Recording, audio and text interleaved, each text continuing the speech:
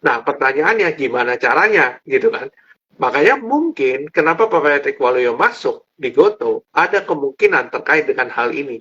Ada terkait dengan adjusted EBITDA ini yang targetnya positif gitu kan. Dan beberapa kalau nggak salah CFO-nya Gojek itu masuk sebagai wadirutnya. Dan berarti kan arah-arahnya ke profitability balik lagi. Dan CEO-nya Tokopedia juga ex CFO-nya Tokopedia. Berarti kan arah-arahnya memang profitability. Kita bisa lihat arah-arahnya kan ke arah sana. Nah, tapi profitability ini kan harus di drive with beberapa efisiensi. Kalau kita lihat kemarin kan PHK karyawan, let's say kemarin kalau nggak salah 20%, terus ada beberapa kupon gratis ongkir yang biasa kita terima itu sudah mulai berkurang, terus ada bebas ada yang terakhir itu ada yang bebas ongkir plus ya kalau nggak salah. Itu kan juga bayar juga kan akhirnya. Jadi memang jadi banyak cost. Nah pertanyaannya gimana caranya customer will still be loyal to Goto, at the same time mereka nge-cut cost-nya segitu banyak. Itu yang menjadi pertanyaannya. Apakah traction-nya akan berkurang setelah kebijakan-kebijakan ini dilakukan? Gitu sih. Terus sih emang kalau ngomongin Goto, memang it's a bleeding company ya, kayak dalam satu kuartal aja bisa rugi sampai 3T ya. Tahun kemarin kuartal pertama ya ruginya 7T ya, kayak, which is sangat luar biasa. Tapi gue sih sebetulnya melihat sebuah bisa jadi is a turnaround story ya buat di saham teknologi. Soalnya. Halo, iya. Dan turnaround story ya, karena ya setuju yang kata Arvin tentang Pak Patrick Waluyo. Pak Patrick Waluyo dia dari North Star yang memang dia notabene dia mempercantik, tugasnya dia adalah mempercantik laporan keuangan dan mempercantik manajemen perusahaan, yang which is menurut gue sekarang Goto rubah semua manajemennya. Dan yang related sama Pak Patrick Waluyo adalah dari sisi keuangannya ya. Dan yang sebenarnya diapresiasi pasar itu Arto. Gue yang melihat cukup menarik sebetulnya di Artonya ya. Dan kemarin di statementnya juga kalau Arto itu pergerakannya sangat cukup lambat dan eksekusinya itu lambat gitu. So kalau gitu, gue waktu baca itu gue jadi tahu, oh ternyata Pak Patrick Waluyo tahu apa yang mau dilakuin, bener gak? Dia tahu harusnya Arto berjalannya kayak gini. That's why menurut gue yang cukup menariknya sebetulnya dari sisi gue ya sebetulnya, disclaimer on, ini karena high risk juga ya, disclaimer on guys ya. Menurut gue dari sisi Pak Patrick Waluyo ya dari Artonya ya, dan company Pak Patrick Waluyo ya udah masuk di Arto kan, lebih bobotnya lebih cenderung lebih besar di Arto kan, sama Pak Jane Eng ya di Arto gitu. Dan ya biasanya kalau turnaround story muncul, biasanya manajemennya dirombak dan muncul manajemen yang sebetulnya mereka punya kapabilitas dan mereka punya background yang cukup kuat buat memperbaiki company itu gitu. Dan menurut gua Pak Patrick Waluyo sangat punya background itu buat mempercantik company-nya, manajemennya, dan dia tahu apa yang mau dilakuin. Itu sih yang sebetulnya gue cukup tertariknya di Arto ya, karena jujur kalau bank digital mereka pasti harus ibaratnya menunjukkan profitabilitasnya mereka gitu. Dan profitabilitasnya kalau dulu tahun 2020 2021 gue sempat ikut beberapa acara yang dilakuin sama yang hostnya dan speakernya itu dari research analyst ya. Jadi mereka udah mau buat yang namanya kayak milestone. Setiap milestone yang harus dilakuin, ibaratnya ya pas itu kan yang diberikan oleh manajemen ya, dan mereka melakukan riset dan resultnya luar biasa sekali kayak untuk Arto. Nggak ada company yang bisa memberikan ROI yang lebih tinggi dibanding Arto, karena mereka ibaratnya digital kan. Mereka digital dan mereka nggak perlu orang buat promote itu, mereka nggak perlu ruko buat promote itu, ibaratnya seperti itu, yang which is ROI-nya bakal sangat menarik sekali asalkan milestone-nya itu bisa tercapai gitu. Masalahnya milestone-nya itu dari kemarin eksekusinya lambat gitu. Nah itu sih menurut view gue ya dari segi Arto. Ya memang sekarang masih belum kita lihat resultnya dan masih sangat jauh mungkin. Dan that's why sekarang ya Arto sudah dihukum oleh pasar dari 20.000 tinggal 3.000, tinggal 90% dari tinggal 10%, sorry. Tinggal 10% dari tertingginya dia gitu. Yang which is menurut gua ya cacing-cacing naga-naga gitu. Pertaruhan terakhir gitu. Ya. Itu sih kalau menurut gua ya. And one more view ya mengenai Goto ya. Kita bilang Goto itu kan bisnisnya nggak cuma Gojek and Tokopedia. We forget about Goto Financial, yang mana Goto Financial itu sepertinya ada revenue driven-nya Goto, profitability margin-nya Goto yang selama ini belum difokuskan ke sana. Dan makanya kenapa Pak Patrick Waluyo ini kan memang punya Midas hands ya di financial sector ya. Maksudnya dalam arti dia bisa mengubah BTPN jadi genius. Itu is a very genius idea ya. Dia mengubah bank jadi bank digital with Pak Jerry Eng waktu itu. Lalu Bang Artos berubah jadi bank jago, ya kan, berubah jadi bank jago.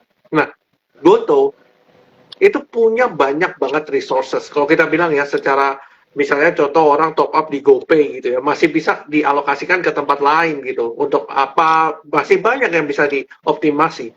Nah, masalahnya kan memang all the co-founder itu kan came from startup background kan, di mana mereka punya, gue yakin mereka punya idealisme gitu. Contohnya misalnya Pak Ade Sulistyo memang kan dari Gojek awalnya.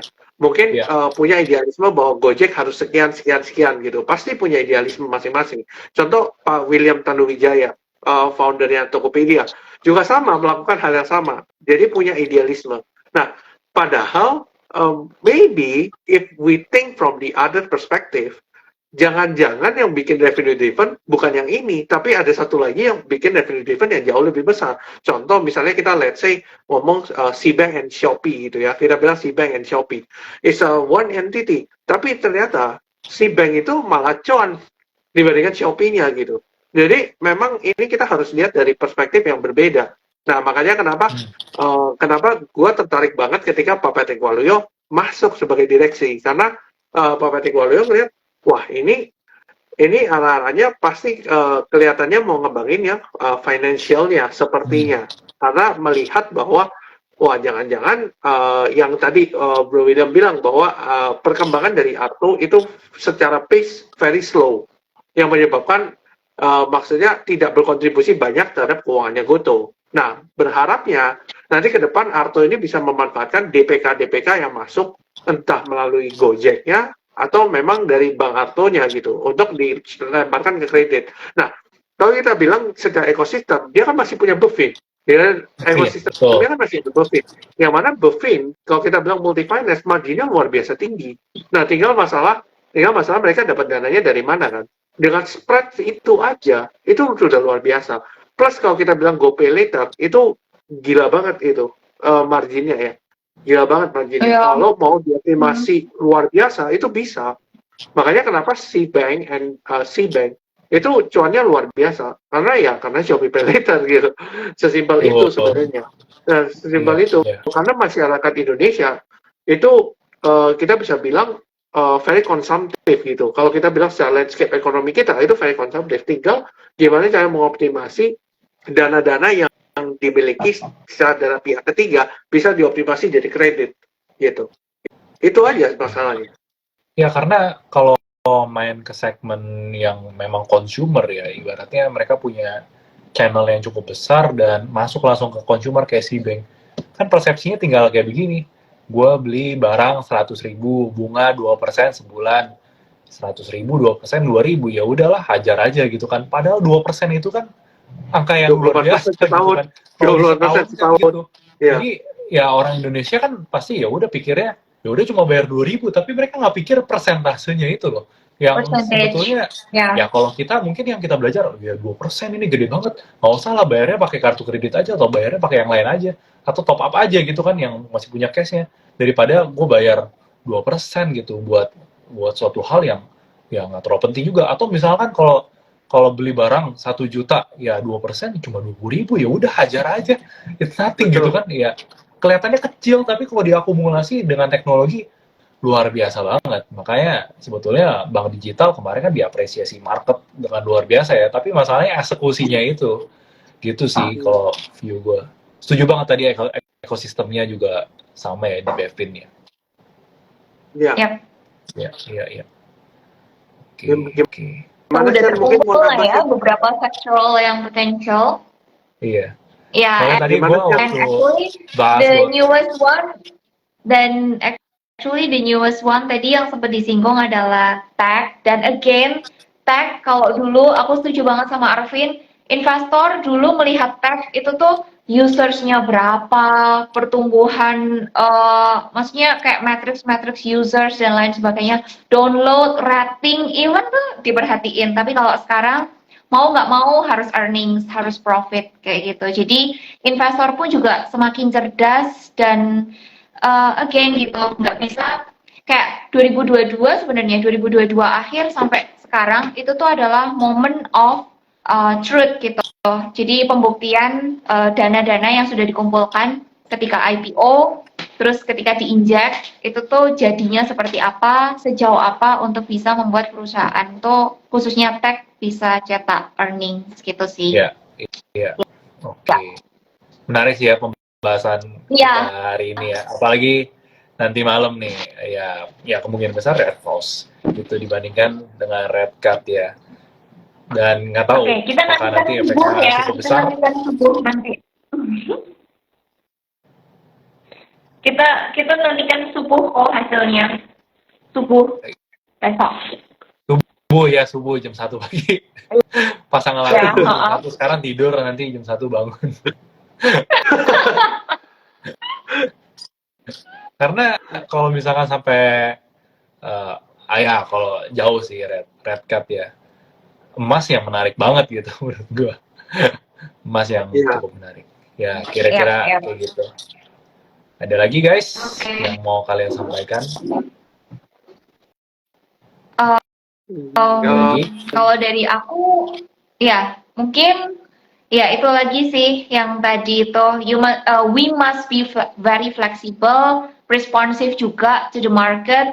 Jangan batu, jangan keras kepala juga sih. Kalau memang sudah ada tanda-tanda memang secara makroekonomi, especially di Indonesia lah gitu. Aku sebenarnya belajar dari pengalaman aku sendiri. Waktu itu I'm too concentrating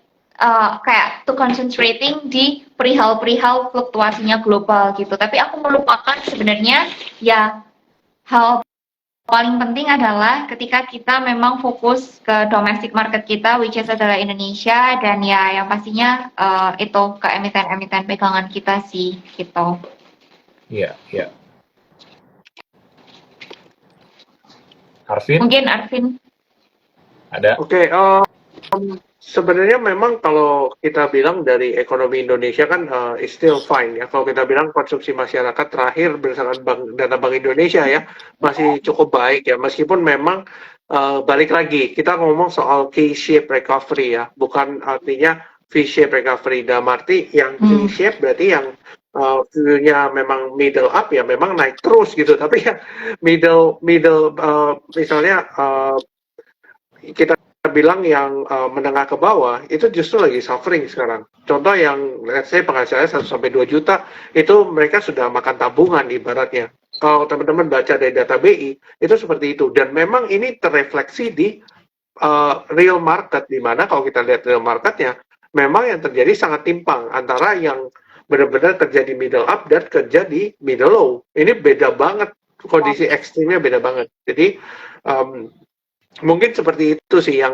gue lihat sih personally ya. Jadi benar-benar teman-teman ketika masuk di saham atau masuk di instrumen manapun teman-teman harus ngerti gitu. Dan memang kalau tadi Sianu sudah bilang bahwa being adaptive is very good gitu ya. Dimana kalau misalnya merasa bahwa oke, ekonomi sudah misalnya contoh beberapa sektor misalnya leading indicator kan banyak ya. Contoh misalnya penjual otomotif, let's say data Gaikindo keluar gitu ya. Data Gaikindo keluar. Ternyata penjual mobil turunnya terus-terusan selama berbulan-bulan dan you must be adaptive di mana ini berarti kedepannya bakal jelek dong gitu. Jadi biasanya seperti Bro William bilang market akan merespon duluan biasanya baru datanya keluar udah di bawah gitu. Dan kalau misalnya data kedepannya makin buruk ya berarti even further reduction-nya, turunnya. Jadi it depends on the future valuation sebenarnya. Jadi kalau valuasinya naik ya ke depan ya harga sahamnya akan mengapresiasi, gitu aja sih.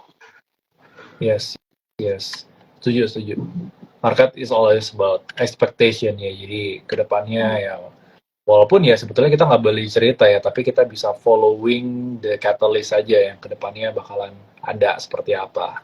Kira-kira kayak gitu teman-teman ya. Jadi hari ini kita buat sedikit berbeda karena tadi waktu lihat jam 1 pagi pasang alarm karena ada keputusan The Fed apakah akan rate cut, rate pause atau rate hike, yang which is kemungkinan rate hike-nya udah sangat kecil dan hampir dibilang tidak mungkin ya. Kalau kalian lihat juga dolar index baru nyemplung lagi, dan semuanya yang against US dollar semuanya diapresiasi market, dan ya US dollar lagi plunk ya, lagi turun, dan ya kemungkinan besarnya market sudah mengekspektasikan seperti itu ya.